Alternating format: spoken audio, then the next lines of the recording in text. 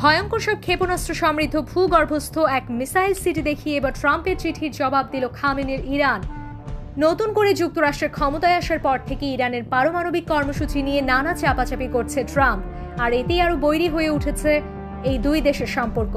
গত 12ই মার্চ সংযুক্ত আরব আমিরাতের মাধ্যমে ইরানকে চিঠি পাঠায় যুক্তরাষ্ট্র। এবার ওমানের মাধ্যমে ওয়াশিংটনকে সে চিঠির জবাব দিল তেহরান। বৃহস্পতিবার এক সংবাদ সম্মেলনে ইরানের পররাষ্ট্রমন্ত্রী আব্বাস আরাগচি নিশ্চিত করেছেন যে ট্রাম্পের চিঠির প্রতিক্রিয়া ওমানের মাধ্যমে যুক্তরাষ্ট্রে পাঠানো হয়েছে। তবে তিনি স্পষ্টভাবে জানিয়ে দিয়েছেন, আমরা কোনো ধরনের সরাসরি আলোচনায় যাব না যতক্ষণ না মার্কিন যুক্তরাষ্ট্র তার সর্বোচ্চ চাপ এবং সামরিক হুমকি বন্ধ না করবে। তবে পরোক্ষ আলোচনার জন্য আমরা প্রস্তুত।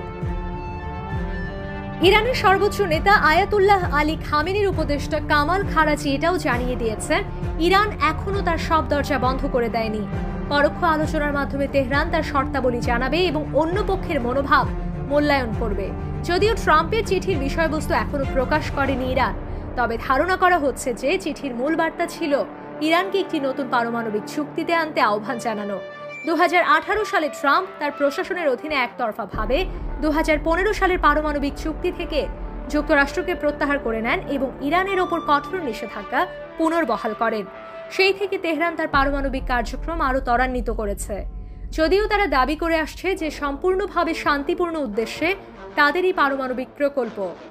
এর আগে 12 মার্চ সংযুক্ত আরব আমিরাতের শীর্ষ কূটনীতিক আনওয়ার গার্গাস ইরানে গিয়ে ট্রাম্পের চিঠিটি ইরানি কর্মকর্তাদের হাতে তুলে দেন। এরপর থেকে তেহরান তার প্রতিক্রিয়ায় না জানালেও এবার ওয়াশিংটনকে সরাসরি দিল সে চিঠির জবাব। ইরান বরাবরই জানান দিয়ে আসছে, কোনো ধরনের হুমকি ধমকিতে কাজ হবে না, তারা মোটেও এসব তোয়াক্কা করছে না, বরং কঠোর হুঁশিয়ারি দিয়ে তেহরান বলছে যে কোনো যুদ্ধের জন্য প্রস্তুত খামেনির ইরান। কোনো ভুল করলে শত্রুদের ধ্বংস করে দেওয়ার হুমকিও দিচ্ছে ইরান। বিশ্ব এখন তাকিয়ে আছে এই পরোক্ষ কূটনীতির দিকে। ইরান ও যুক্তরাষ্ট্রের মধ্যকার এই উত্তেজনায় পরোক্ষ কূটনীতি কি কোনো ফলপ্রসূ সুরাহে পরিণত হবে, নাকি আরও এক যুদ্ধের প্রাক্কালে দাঁড়িয়ে বিশ্ব? এমন পরিস্থিতিতে কি হতে পারে ইরান যুক্তরাষ্ট্র সম্পর্কের ভবিষ্যৎ?